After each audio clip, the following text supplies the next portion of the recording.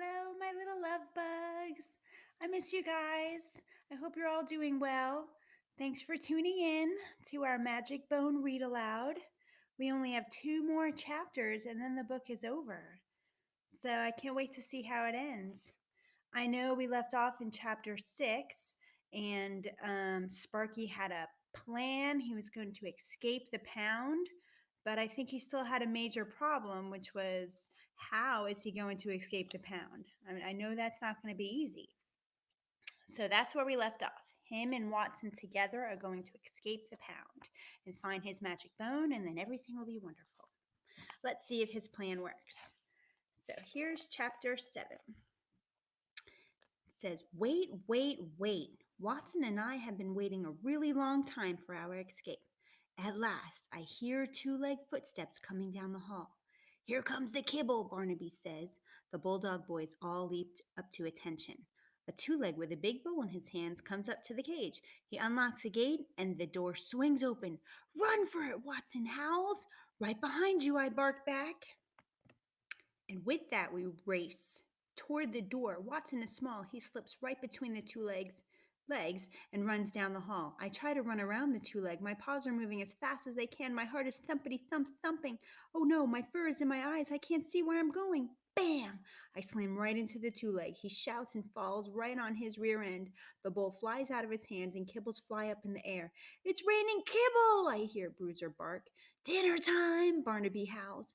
Food, Buster adds as he jumps on top of the two-leg who is still on the floor.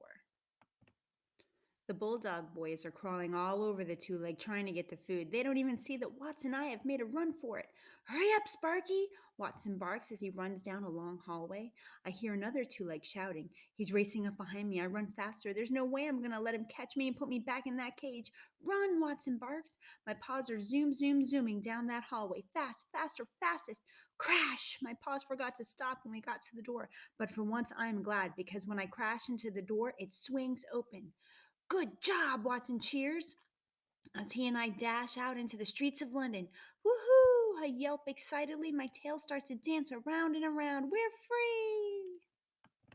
For now, Watson warns, but that dog catcher is going to come looking for us, and that means we have to hurry. We run off as fast as our four paws can take us. Sniff, sniff, sniff. I smell food, meat, fish, strawberries, bread. Grumble, rumble. My tummy wants some now. Can we eat? I bark at Watson. Watson stops in his tracks. Covent Garden does have some wonderful scraps. Sure, let's have lunch. Covent Garden? That doesn't look like a garden. Back in my house, that doesn't look like the garden back at my house. There's no dirt to dig in, only stone sidewalks, and there isn't any grass or flower beds. All I see are buildings and small stands set up outside. But those stands smell delicious. They're filled with food. I spot a two-leg standing away from the crowd. He's throwing balls up in the air and catching them. He's playing fetch all by himself, but he's not smiling at all. Josh always smiles when he plays fetch with me. This two-leg needs a dog to play with. I'll play fetch with you, I bark as I run over to the two legs with the ball toys. Throw it to me, I bark and I jump up and down at his feet. But the two legs doesn't throw any of his balls to me. He just keeps tossing the three balls in the air and catching them all by himself. Okay, I want to pause right there. Any guesses on who or what that two leg is doing? He's throwing balls. He has three of them up in the air and catching them himself. Any guesses on what Sparky could be talking about? Have you ever heard of a person who juggles? They throw the balls up in the air and then they catch them. It's called a juggler. So I suspect it's a person juggling the balls in the street. Okay. He says, throw a ball, I yelp excitedly. I'm still jumping up and down. I can't help it. Fetch always gets me excited. The two-leg tosses the yellow ball in the air. I jump up and I catch it in my mouth. Then I bark excitedly and spin around with the yellow ball between my teeth. Wiggle, waggle, wee! Look at me! A whole bunch of two-legs come over to look at me. I think maybe some of them speak dog. At first, the two-leg with the ball seems angry. He growls at me with words that I can't understand. But then he spots all the two-legs who have gathered around us. They're smiling and clapping their front paws. Now the two-leg is very happy to have me around. He throws another ball towards me. I catch it in midair and dance all around on my back paws. The two legs even clap harder. Yay, the crowd likes my new two-leg friend. They all start smiling, dropping pieces of paper into his hat. That seems to make him very happy. I don't know why you can't eat paper, but I'm glad I could help. Let me pause there. What do you think he's talking about there? They're throwing pieces of paper into his hat. And he says, I don't know why they're happy. They can't eat it. Any idea what he's talking about? We saw the juggler on the page before. Got to point that out. Did you see the man juggling right there? The three balls in the air? And there's his hat on the floor. So he's doing some sort of entertainment act for the people. And they're putting paper into his hat. Any guesses what that paper could be? Were you thinking money? Yeah, they're paying him some money for being so entertaining. So that's what he means there. Let's continue. The two-leg tosses more balls up in the air and catches them. 1, 2, 3, 4, 5 balls. They're moving so fast. I leap up and catch a green one in my mouth. The two legs in the crowd starts cheering. I smile up at the two-leg. He smiles down at me. We make a great team. I could play with him all day. What does it say here? Dog catcher. Suddenly, I hear Watson barking at me from behind the crowd. Run, Sparky, run, Watson yelps. Well, I didn't notice this if you look real closely at the picture here. You see the background there? There he is. There's the dog catcher coming after him. Uh-oh. No more fetch for me.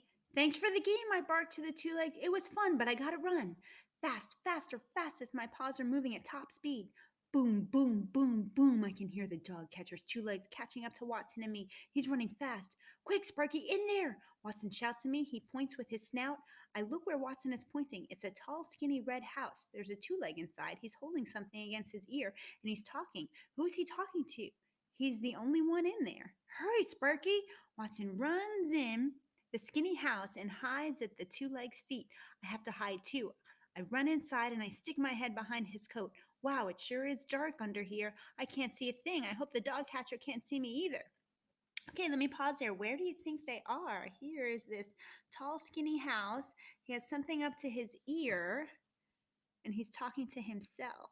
Oh, wait, there's a clue. If you read the top of it, can you see it? Telephone. So this is what we call a telephone booth. Back before they had cell phones, they had these phone booths in the streets where if you needed to make a phone call, you would go in that booth and make a phone call. So now they're hiding in the phone booth with this man. I wonder what he's going to think about that. Uh-oh. He goes, ah, the two-leg shouts. I wasn't sniffing. I was just hiding, I bark. But the two-leg doesn't understand. He pushes me out of the way and races right out of the little house. Ow, and I bump my head on the glass window. The two-leg doesn't stop to say he's sorry. He just runs out of there, tripping over Watson as he goes. And he doesn't say sorry for that either. Shh, Watson whispers, stay very still. I don't talk, I don't move, and pretty soon I see the dog catcher. There he goes. Maybe they'll get away. He runs right by us. He turns a corner and is gone. We're safe, I tell Watson. For now, he warns, but we might not be so lucky next time. We've got to hurry and find your bone. He doesn't have to tell me twice. I run out of the little house as fast as I can. Watson speeds ahead of me. He has little paws, but they can really move. I'm right behind him, and then sniffity sniff, sniff, sniff. My nose smells a cookie on the ground. But I don't stop. Not this time. Nothing is worth going back to that pound. Not even a peanut butter cookie. So my paws keep on running. No dog catcher can catch me. Zoom, zoom, zoomy. That's the end of the chapter. Only one more chapter left before the end of the book. Chapter 8.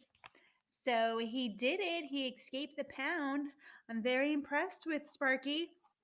But he's still not over yet. He still has a problem. He needs to find his bone. So I wonder if it'll work out for him. All right, boys and girls. I will talk to you soon. I miss you guys and I love you. Bye.